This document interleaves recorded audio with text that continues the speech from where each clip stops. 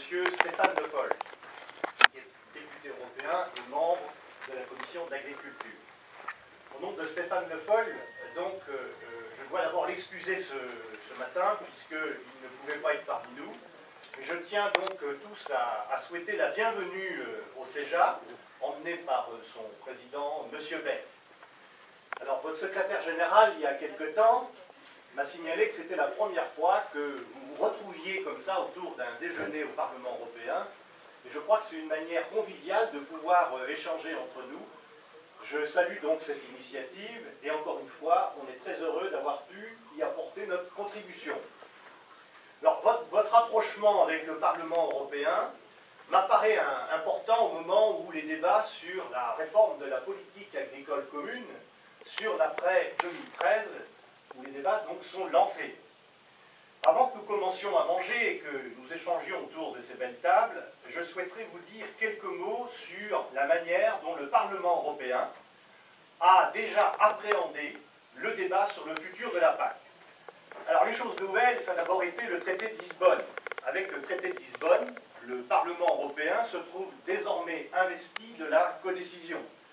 C'est plutôt une heureuse nouvelle, même si dans le passé, pour avoir vécu au Parlement européen d'autres réformes de la PAC, il y avait certaines résistances, y compris dans les milieux agricoles. On ne voulait pas passer à la codécision. Donc aujourd'hui, la codécision est avec nous et je crois que c'est une heureuse nouvelle. C'est une heureuse nouvelle aussi pour la démocratie, puisque de ce fait, le Parlement européen, qui représente les intérêts des citoyens, trouve une place nouvelle et va jouer un rôle de plus en plus grand sur les questions agricoles. Alors la codécision, elle a deux conséquences pratiques. La première, c'est qu'elle change les relations entre le Parlement européen et les citoyens.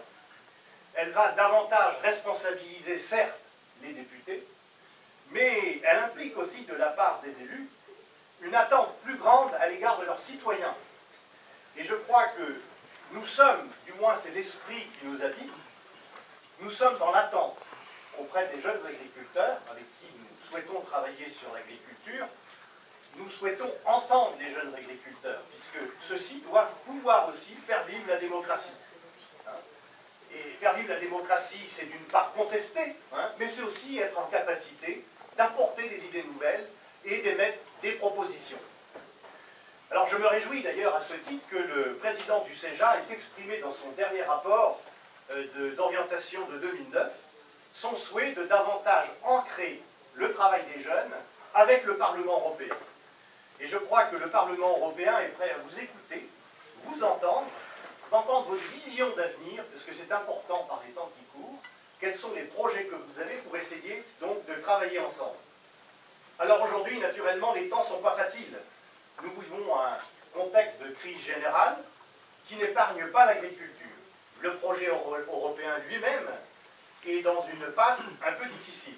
Alors je crois qu'il s'agit d'appréhender lucidement la situation, de bien appréhender le contexte dans lequel nous sommes pour essayer de repenser l'avenir. Et comme mon ami Edgar Pisani disait, je crois que la PAC a besoin d'être repensée totalement. Je dirais même réinventée. Edgar Pisani a pour habitude de dire qu'il faudrait se mettre dans la situation des années 60, quand la PAC est née, de cette nouvelle génération qui a essayé, qui a dû tout inventer. Il faut tout réinventer. Et je salue, je veux dire à ce titre-là, le rôle qu'a pu jouer vos prédécesseurs, le CEJA, dans les années 58-60. Le CEJA a activement participé à l'émergence de la PAC des années 50. D'ailleurs, une grande partie de la PAC que l'on a encore aujourd'hui hérite du travail qu'a pu faire cette nouvelle génération d'après-guerre, qui a souhaité donc mettre en commun et créer une solidarité européenne pour oublier les périodes difficiles d'après-guerre. Et alors, les jeunes agriculteurs, ils ont œuvré à l'époque avec les responsables politiques de l'époque pour créer la PAC, mais aussi pour fonder aussi le projet européen lui-même. Et ça, je crois que c'était quelque chose de fondateur et qu'il est important de rappeler par les temps qui courent. Aujourd'hui, je crois qu'il s'agit sans doute d'adapter la politique agricole commune, de la réinventer, mais aussi en même temps de construire, de repenser le projet communautaire lui-même. Et l'agriculture peut y contribuer.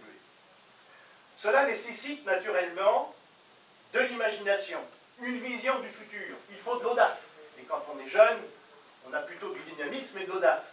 Et je crois que le défi pour nous est de repenser un nouveau développement de l'agriculture qui englobe toutes les agricultures européennes prises dans leur diversité. Et aujourd'hui, à 27, c'est un peu plus compliqué. Mais il ne faut laisser personne sur le côté du chemin. Donc, je pense que les jeunes agriculteurs doivent être capables d'inspirer, grâce à leur énergie, donc de nouvelles idées, de nouveaux projets pour l'agriculture. Parce que je crois qu'ensemble, nous devons rassurer quelque part le monde agricole, qui est inquiet vis-à-vis de son avenir, mais on doit aussi ouvrir des perspectives pour des générations de jeunes agriculteurs qui assureront le futur.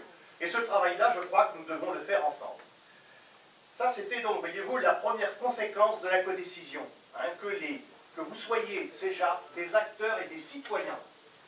Deuxième conséquence de la codécision, elle porte sur les nouveaux devoirs que cela implique pour les parlementaires européens. Quelque part, le Parlement européen se professionnalise. Il va acquérir plus de poids vis-à-vis du Conseil et vis-à-vis de la Commission européenne.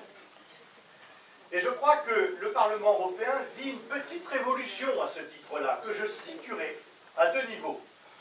La première, c'est est-ce que le Parlement européen sera capable d'inspirer, de penser, de se détacher un petit peu du Conseil. On a souvent eu l'habitude, lors des dernières réformes de la PAC, on a souvent eu l'habitude de voir un Parlement européen qui épousait les positions nationales. Est-ce que le Parlement européen sera capable de penser par lui-même l'intérêt commun de l'agriculture européenne? Donc je crois que ça c'est un enjeu capital. Et à partir de là, est-ce que le poids du Parlement européen pourra influer